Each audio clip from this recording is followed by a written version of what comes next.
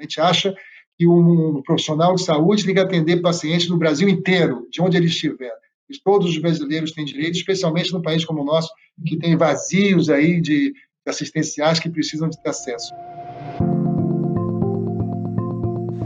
Bem, muito bom dia a todas e a todos que nos ouvem, que nos veem nesse nosso FIS Talks de hoje. Eu sou José Vilar, vou conversar hoje aqui com João Alceu Amoroso Lima, um grande amigo, um grande líder do setor saúde e hoje preside a FENA Saúde. Ele é o presidente da Federação Nacional de Seguros de Saúde, além de ser vice-presidente da Intermédica Seguros Saúde. João, o setor de saúde suplementar, muito especialmente os planos de saúde, são, assim, um objeto de desejo de uma grande parte da população brasileira. Também os planos de saúde são campeões de reclamações nessas agências de reclamação que existem no Brasil inteiro. A que você atribui essa relação ambígua dos nossos clientes de planos de saúde que desejam tanto, mas que reclamam tanto? O desejo de ter um plano privado está sempre no top of mind ali dos consumidores brasileiros. A gente faz pesquisa disso há muitos anos, há 20 anos tem histórico dessas pesquisas. Mas essas pesquisas testam também não só o desejo de ter, como as pessoas veem os seus planos de saúde. Em regra geral, a gente faz isso de 2 em 2 anos, entra pesquisa, sai pesquisa, esse índice beira 80%, 85% de bom e muito bom de satisfação. Como é um produto que lida com milhões e milhões de pessoas e com milhões e milhões de interações e pontos de contato, seja na consulta com o médico, seja na ida ao ambulatório, seja no pronto-socorro, seja no reembolso, enfim, tem uma série de momentos de contato, ou no boleto mensal da cobrança com os prêmios e os reajustes, um índice de reclamação nesses órgãos específicos é relativamente alto. Então, quando você fala de coparticipação, de franquia, de carência, são assuntos que, no momento da compra, nem sempre são bem esclarecidos, ou quando não são bem assimilados, e quando a pessoa tem lá um sinistro que há algum tipo de restrição, ela acha que isso é uma reclamação. Outra coisa muito comum é que as pessoas tendem a querer que o plano cubra tudo. O mais novo tratamento, mais moderno, mesmo que experimental, tudo. E na medida que você começa a querer cobrir tudo, você não tem preço que as pessoas possam pagar. Então, nós temos que respeitar o rol de procedimentos da ANS que estabelece o que está coberto. Um reembolso mais baixo, um hospital ou clínica fora da rede, ou um remédio que não está coberto, um procedimento novo, isso é negado ou é reduzido por conta de alguma limitação, as pessoas apelam para os órgãos de defesa do consumidor para tentar construir algum tipo de solução junto com os operadores. Qual é a razão da gente ter uma coisa tão diferente do reajuste geral para o reajuste de planos de saúde que chegam a níveis, muitas vezes, que inviabiliza que aquela organização, aquela empresa ou aquela pessoa, se tiver num plano individual, permaneça aderindo a um plano de saúde porque não tem dinheiro para pagar? Existe alguma maneira de esta regulação de preço ser feita de uma forma mais previsível para quem usa e para quem paga, João? Primeiro, vamos chamar esses índices de reajustes acima da inflação, vamos chamar isso de inflação médica. É um termo que o mercado tem utilizado. Tá? Então, o primeiro ponto muito importante, a inflação médica superior ao índice geral de preços ou à inflação geral de preços de um país não é uma jabuticaba brasileira.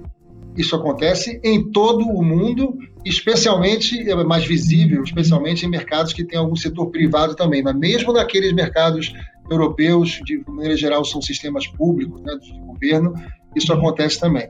Há cerca de 2 anos fizemos um levantamento via o Instituto de Estudos em Saúde Suplementar e a pesquisa era a seguinte: compare o índice geral de preço de um país com a inflação médica daquele país.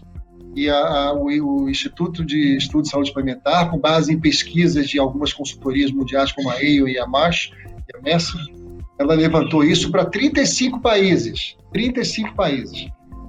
Comparando, então, Inflação geral e inflação médica, né? E dando um indicador.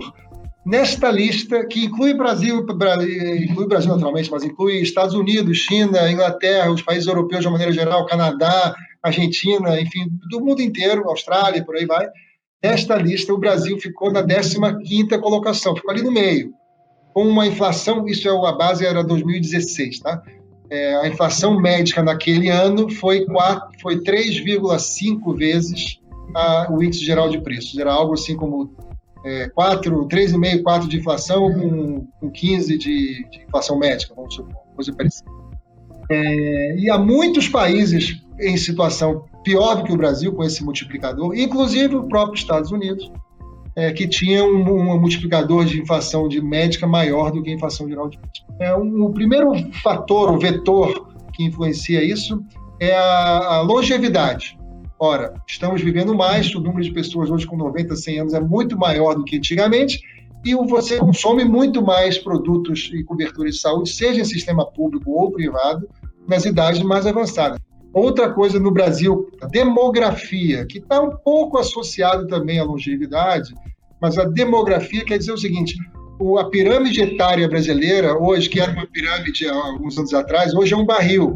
A idade média das pessoas cobertas no sistema privado está muito mais alta do que era antigamente. Portanto, se a idade média aumenta e o custo aumenta com a idade média, há uma pressão de custos muito grande aqui. Um terceiro fator, que a gente também sempre enumera, são as incorporações de tecnologia, são as atualizações de rol de procedimentos, seja de medicamentos, de procedimentos ou de técnicas. Estamos agora vendo aí as terapias genéticas, os remédios imunológicos, terapias imunológicas. Tudo isso são custos muito altos. As novas ressonâncias 3D e por aí vai, tratamentos para câncer, cada vez mais surgem novas drogas. Tudo isso, José, é muito bom e é parte do que ocasiona a longevidade. A gente vive mais porque acontece esse progresso, essa tecnologia. Mas isso custa muito caro também, é muito alto o custo. Na medida que você incorpora, isso influencia no custo geral. E tem também um outro fator, para não ficar citando todos, que eu gosto de lidar aqui também, que é a judicialização. Esse sim é uma jabuticaba brasileira, é uma pressão de custos muito grande de decisões judiciais que obrigam as operadoras a pagar por procedimentos não cobertos ou por limites acima dos limites estabelecidos ou por drogas não reconhecidas pela Anvisa ou coisa parecida, e isso também encarece bastante o produto. Esses são apenas 4 dos fatores, são muitos, mas que a frequência de utilização também, as pessoas usam muito mais, há hoje muito mais exames sendo feitos, e eu não estou nem falando de pontas como o caso da pandemia, que deu uma sacudida nessa estrutura de custo muito grande.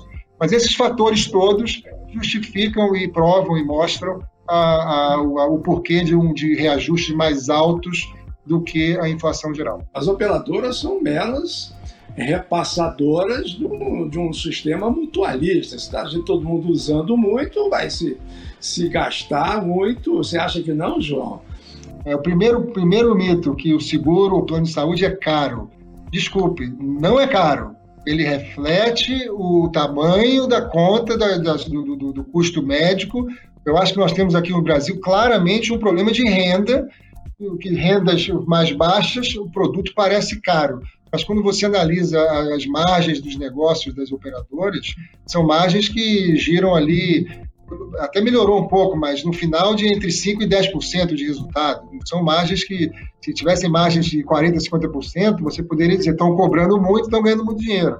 Mas não é, o sistema todo tem margens, tem muitas empresas perdendo dinheiro, mas tem margens baixas.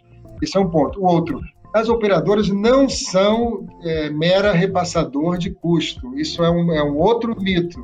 As operadoras gerenciam isso, gerenciam autorizações, gerenciam rede, fazem segunda opinião, gerenciam necessidade de cuidados, fazem prevenção, fazem uma série de iniciativas para manter saudável aquele grupo e, portanto, segurar os efeitos, ou gerenciar os efeitos dessas pressões de custo que a gente acabou de falar. Naturalmente que não dá para ser zero, mas eu diria o seguinte: se fôssemos simplesmente repassadores de custos, José, o que você acha que é caro hoje seria absolutamente inacessível para a população brasileira. Eu pergunto, existe algum risco de nós retrocedermos e reduzirmos o número de participantes no setor de saúde suplementar por conta da inviabilidade de custeio desse crescimento progressivo de gastos com saúde nas organizações? O risco de tornar inviável, não. A questão aqui é o tamanho desse mercado, né? Até onde podemos chegar. Para você aumentar este mercado dos atuais 47 milhões, 48 quase milhões de participantes, para um número maior, das duas, uma. Ou você aumenta a renda da população, para você, de uma maneira geral, né, para você tornar um número maior de pessoas com capacidade de adquirir planos, o que é muito difícil, a gente sabe disso, ou você desenha planos com coberturas um pouco mais restritas. Os Estados Unidos tem muitos produtos lá que têm as cláusulas de franquia anual agregada, ou seja, um plano individual onde o indivíduo ou a família assume os primeiros $5.000 ou os primeiros $10.000 de custos de saúde daquele ano. Então, o efeito da franquia anual agregada, que é uma das bandeiras que nós estávamos tentando mudar na legislação, era justamente para aumentar o acesso de planos individuais, principalmente, de pessoas que queriam assumir esse risco, esse primeiro risco, digamos assim, a primeira camada, para então ter cobertura para os riscos catastróficos ou de maior valor. Acesso. Esse é o grande problema do Brasil na questão da saúde. Como garantir o acesso a todos que precisam de assistência médico-hospitalar, especialmente num momento tão especial como este que estamos vivendo e que nós, com certeza, teremos outras situações no futuro que possam se aproximar dela. Por isso, temos muito que aprender com esta pandemia que está aí nos devastando. O que a gente está vendo agora é uma segunda onda absolutamente avassaladora, um tsunami. São Paulo, por incrível que pareça, São Paulo está no limite. Nós temos visto gente esperando dentro de UTI, nos pronto-socorros, dificuldade de alocação, tanto no público como no privado, né? Portanto, é uma fase muito difícil e a gente precisa que os nossos gestores públicos, nosso governo, aumente a barra aí para tratar de forma mais enfática a questão do isolamento, a questão do uso de máscara, de uso de outras formas de proteção e principalmente aquisição de vacinas e execução do Plano Nacional de Imunização do PNI. Tentando olhar por um ângulo um pouco, talvez, otimista, ou olhando para trás do que de aprendizados, como você falou, eu citaria a telemedicina. Isso foi muito benéfico para acompanhamento de pacientes crônicos que não precisaram sair de casa, para evitar que pessoas se deslocassem pelas cidades para ir a médicos. E a Feira da Saúde já se posicionou com relação à legislação de telemedicina, sempre citando 3 pontos que eu vou falar rapidamente aqui, que nós achamos importantes que sejam abordados na regulamentação.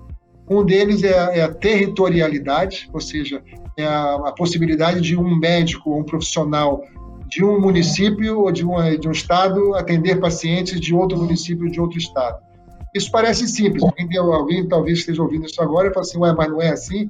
Não é assim, tem lugares que restringem esse tipo de atendimento, né? Do mesmo estado só pode atender daquele estado e coisas do gênero. A gente acha que um profissional de saúde tem que atender pacientes no Brasil inteiro, de onde ele estiver.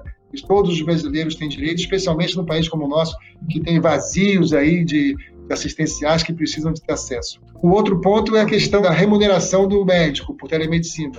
Nós achamos que o CFM não deve entrar nesse assunto. A remuneração é um assunto discutido entre uma parte e a outra, quem paga e quem recebe. As operadoras ou o indivíduo, no caso particulares, esses sim vão estabelecer com seus médicos ou seus profissionais de saúde, enfim, quem estiver os atendendo, como é que vai ser feita essa remuneração. Não é um assunto de regulação. E o terceiro ponto, que também é polêmico, é a questão da primeira consulta. Alguns defendem que a primeira consulta sempre deve ser presencial. A Feira da Saúde tem se posicionado no sentido de que a primeira consulta presencial ou não deve ser uma decisão entre médico e paciente. Pode ser que o médico queira ter a primeira consulta por vídeo e, daquela avaliação, determinar que a segunda consulta ou a terceira seja presencial. Não deve ser uma coisa que a primeira tem que ser presencial. Nós achamos que isso é uma decisão do profissional médico e não do órgão regulador. João, muito obrigado pela gentileza de estar conosco e volte sempre. Será um prazer recebê-lo sempre aqui no nosso FIS, iniciativa FIS, do Fórum Inovação Saúde. Tchau. Muito obrigado. Um abraço.